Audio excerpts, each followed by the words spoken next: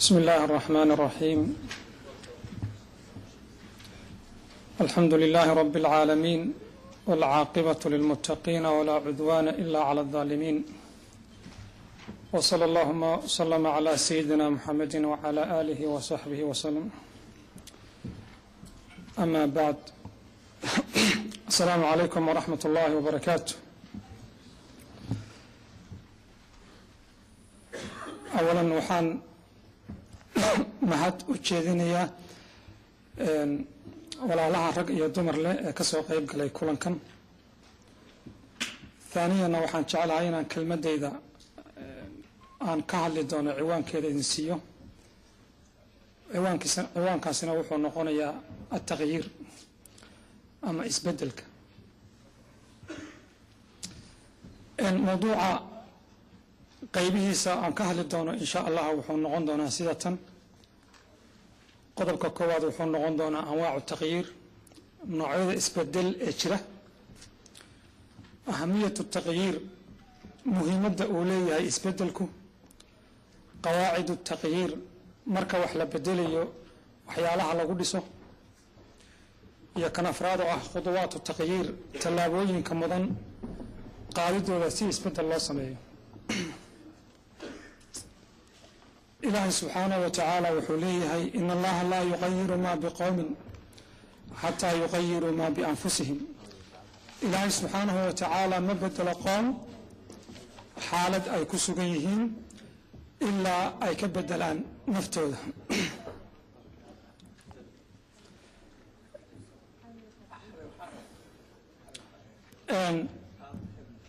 قفك وحمر مراحل iyo xaalad kala duwan oo mararka qaarkood uu isweydiinayo su'aalo ah ma u baahan tahay isbedel mise uma baahnin. su'aalahan marka soo socda qofka hadduu isweydiiyo oo fardi ahaan isu weydiiyo, mujtamac ahaanna isu weydiiyo, oo marka su'aalahaasi jawaabaha uga soo baxa ay noqoto haa, marka waxaa muhiim ah qofkaasi inuu ku dhaqaaqo inuu isbedel sameeyo. su-aasha koowaad waxaa weeye hal anta raadin, adigu raalli ma ku tahay xaaladda aad ku sugan tahay? ama hal anta saciid, adigu qof faraxsan ma tahay? laa shaka cunsurka soomaaliga ah maanta, ama qof ha ahaado ama mujtamaca soomaaliyeed ha ahaado, farxad agtiisa way ka dheer tahay. sidaa daraaddeed qofku hadduu xaaladda noocaasa uu ku sugan yahay waxay markiiba ishaaraysaa ama sheegaysaa inuu u baahan yahay isbedel oo xaaladdan aanay anfacayn. su-aasha labaad ee ku xigta waxaa weeye xaaladdaa garanay xaalad qallafsan, laakiin su-aasha waxaa weeye isbedelka intaadan u hoolan suurtagal ma tahay, hal yumkin an takun afdal, armayba ku habboon tahay xaaladda aad ku sugan tahay inaad ku sugnaatid, mise waa laga wareegi karaa oo xaalad taa dhaanta ayaa loo wareegi karaa. haddii su-aashaasi ay noqoto xaaladdan aan ku jiro xaalad laga abuuray maaha ama aan horey ugu jiri jiray, suurtagal waxa ah inaan ka gudbo oo mid ka fiican aado, taasna waxay ku siinaysaa su-aasha ah isbedel baad u baahan tahay. qodobka saddexaad oo aan odhan lahaa qofku inuu isagana isweydiiyo waxaa weeye ma huwa alinjaazaat, ama haddaan si kale u idhaahdo هل هناك هدف لهذه الحياة؟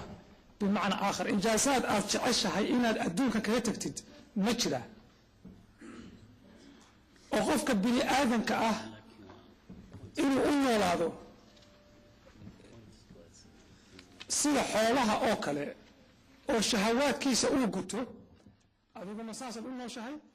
مسا أدوك واحد أنه شهي إن آد أولد كاغا جيل كاغا أهل كاغا يقرن كاغا إنه حتى بشريته. إلهي سبحانه وتعالى مرك قارك القرآن كحكول يا أيها الناس مرك واحد سوق لي حتى عطتك عن إسلام كهين مرك بشريته أقول إنه واحد تعيش إن الحل وقتكتد هي حالة كتير كافية عن أو اكتشافات يوحيالا بدل ما تمادد مثل واحد تعيش هاي إن عاد أقول عنتد عبتد، لكن هؤلاء سياسة كولين هذه عاد إنجازات هي أهداف حياتنا أي كل سنة وفديد isbedel marka inaa samaysid waa laabudda. haddii aynu isla waafaqnay marka inaynu u baahannahay xaaladdan inaysan suuragal ahayn ku jiritaankeedu in laga gudbana ay muhiim jiddan tahay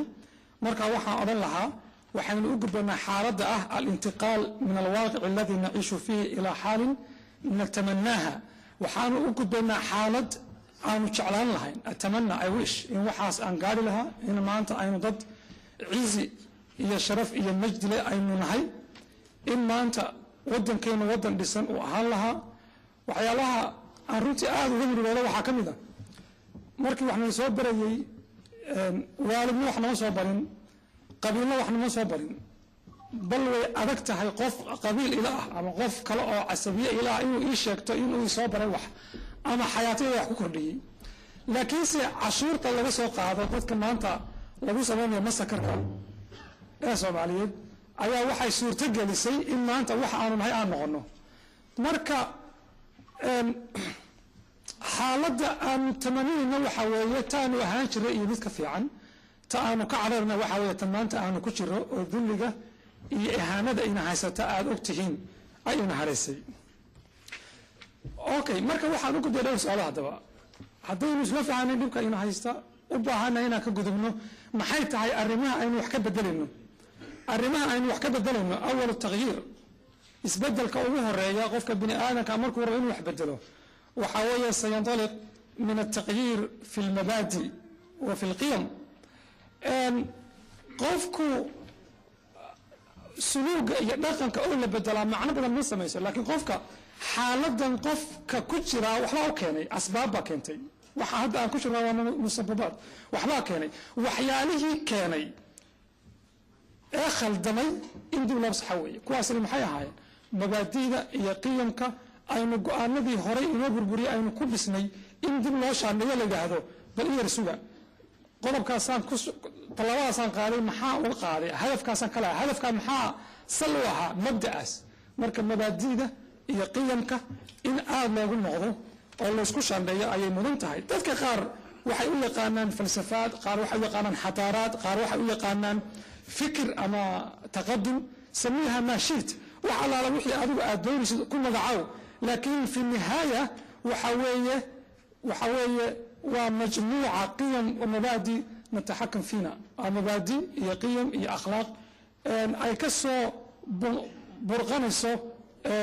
waxyaalaha aad samaynaysid ay ka soo burqanayso kuwaasa marka waxay u baahan yihiin in la bedelo haddii aynu doonayno xaaladan inaynu xaalad ka duwan aynu u wareegno sidaa daraaddeed tagyiirka ugu weyn waa kan ka yimaada mabaadiida iyo qiyamka akhlaaqda isagaana xukuma kuwa kale kadib suluuga iyo macaamilkaaga ayaa markaa isbedelaya waxaa la odhan karaa suluukul insaan qofka qaab dhaqankiisa iyo sida arrimaha uu uga jawaabo marba la soo gudboonaada waxay taabic u tahay min qiraaraat alinsaan qofkani go'aanada u gaadhay tallaabo kasta oo aad qaadaysa inta aan tallaabada qaadin maalan markaynu halkan imanaynay halka inaynu nimaamno tallaabada intaan soo qaadin waxaa ka horeysay horta inaad timaadid waa qaraar buu aad gaadhay inaad shirkan lagugu casuumo ka soo qayb gashid tallaabada marka qaraarkaaga xukuma qaraarka maxaa xukuma wa qaraaraat alinsaan waxaa xukuma oo taabic ay u tahay